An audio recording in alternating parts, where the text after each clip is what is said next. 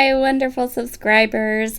I know it's been a full week since I have put anything on my YouTube channel. I am so sorry. I have been teaching and helping and all the fun things at a couple of in-person events. One was in South Carolina for Scrap Happy. At their reunion, I kind of came home, filmed one or two things like super quick, turned around and went to Brutus Monroe's studio store where I was being a helper and just supporting that whole event to make it successful.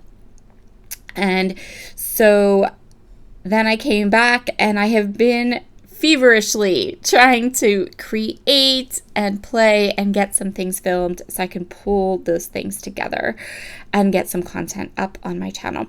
If you are one of my members, you will have videos up probably starting tomorrow, super soon, because I kind of made those a priority, getting those created. So my layout for Cherry on Top today is another school scrapbook layout, and I'm doing so good. I am so proud of myself because I am actually like seeing the light at the end of the tunnel. Morgan's school album is almost finished. I'm so excited. I mean, he's only been graduated since 2019. So we're just going to keep plugging away. This Academia collection from 49th and Market, I'm not getting tired of it. It's so gorgeous. So today I really wanted to create a watercolored kind of half and half layout.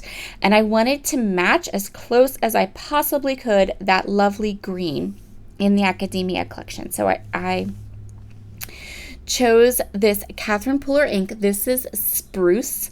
And since Catherine Pooler inks are dye inks, I could just smoosh it right on to my glass mat, add some water, and paint away. So there is no rhyme or reason to this. I started with a smaller brush. I went to one of my wide brushes. This is the one I absolutely, this is my favorite wide brushes. And I went ahead and masked off half of my paper diagonally and then just went to town. So this paper is hot press watercolor paper. Of course it is, because anytime I'm going to get a scrapbook layout nice and wet, this is the paper I want to use. I really wanted to do some gold splatter on this page, but I didn't want it to be very shiny gold. So check this out. I have gilded aqua pigment from Brutus Monroe, and I have pearl aqua pigment from Brutus Monroe. These are like my favorite aqua pigments. I am mixing them together, and then I'm going to go ahead and dip my fan brush into the mixture. And what you end up with is, so it's gold, but it's not like in your face gold. It reminds me of, if you can imagine liquid matte gold, that's what mixing these two aqua pigments gives you. And I love it. These two aqua pigments from Brutus Monroe are probably some of my absolute favorite supplies. Like, I love them. Give me those and a fan brush, and my splatters will be perfect every single time. So I'm going to wipe up my glass mat, and I'm going to set that aside to dry. We want to get that good and dry. Grabbed some white cardstock and more of that dark green pattern paper from the Academia collection, and I die cut my entire title. So I made my own thickers. I started with the pattern paper, die cut my title, then die cut 3 more of the same title of white cardstock, and then layered them up to create my own thickers. Now I want to go ahead and I'm going to mat my photos. So I have just one photo, and my kids were like in emotion when I snapped this photo. So it's not the best photo.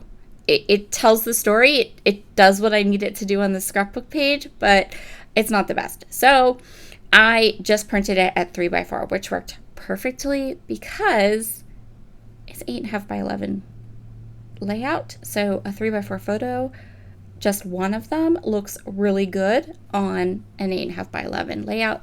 On a 12 by 12 layout, I feel like one 3x4 photo would get super lost, but this is a smaller size, so it works perfectly.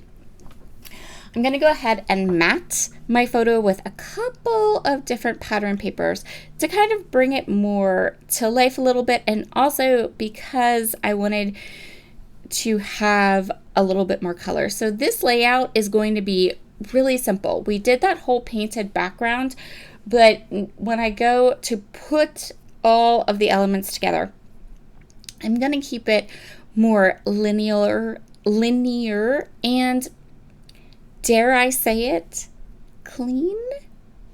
Maybe. It's also going to be a little monochromatic, not completely, but just a little. There's going to be a lot of this dark green in this layout because the dark green was in the photo already. So, but my kids are wearing like these crazy colors. So I just felt like, let's just do monochromatic with green, that dark spruce green and some neutrals, and we'll be good.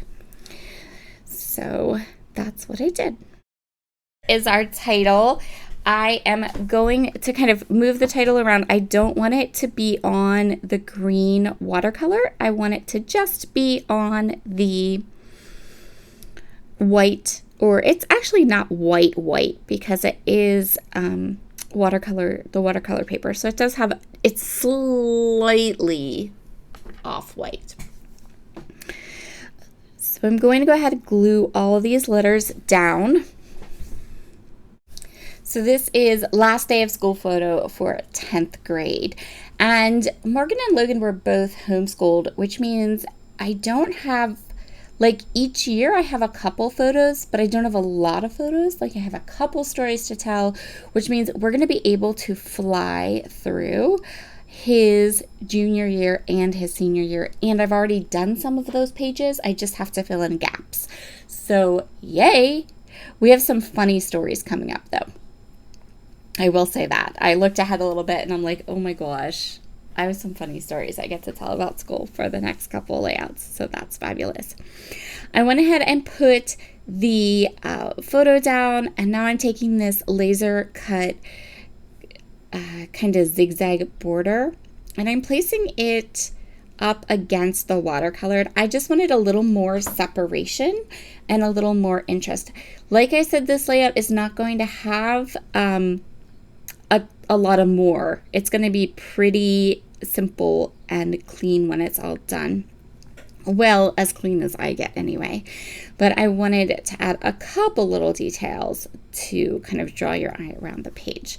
I also knew that I really wanted to grab some of the little wording in this particular collection. There are lots of like word strips and cut apart pieces that you can use, and I wanted to add some of those to this layout because I know me, and I know that if I don't keep an eye on using them, incorporating them into pages, then I'm going to get to the end of this collection and I'm going to have all these words. Yes, okay. So I'm going to go ahead and go through the embellishments, and what I decide on is some rub-ons. You can never go wrong with 49th and Market rub-ons. Like, it's 49. I know it's 49. I start talking and I just want to put that TH at the end. I'm going to use lots of 49 and Market rub-ons to add just a couple clusters. And that's really all the embellishments that I ended up using. I know, shocking.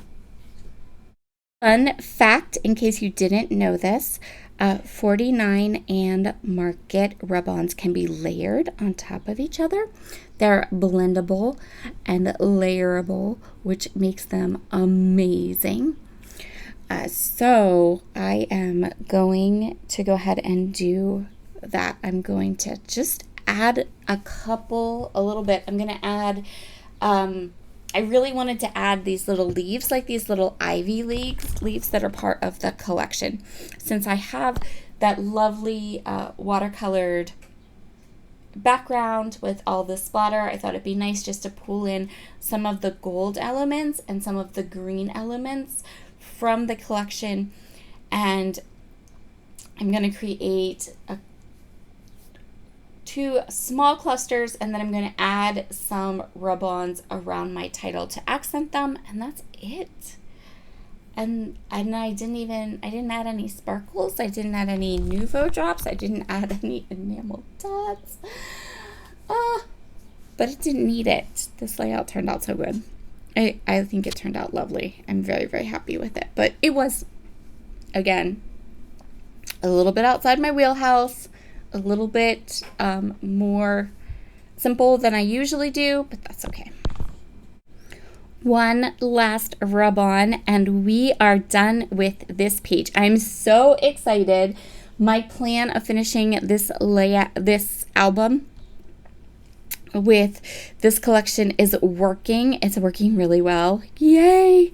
I have 2 more layouts using this collection with these products, and I will link both those videos down below, so if you want to follow along on my little finish the school album journey, you certainly can.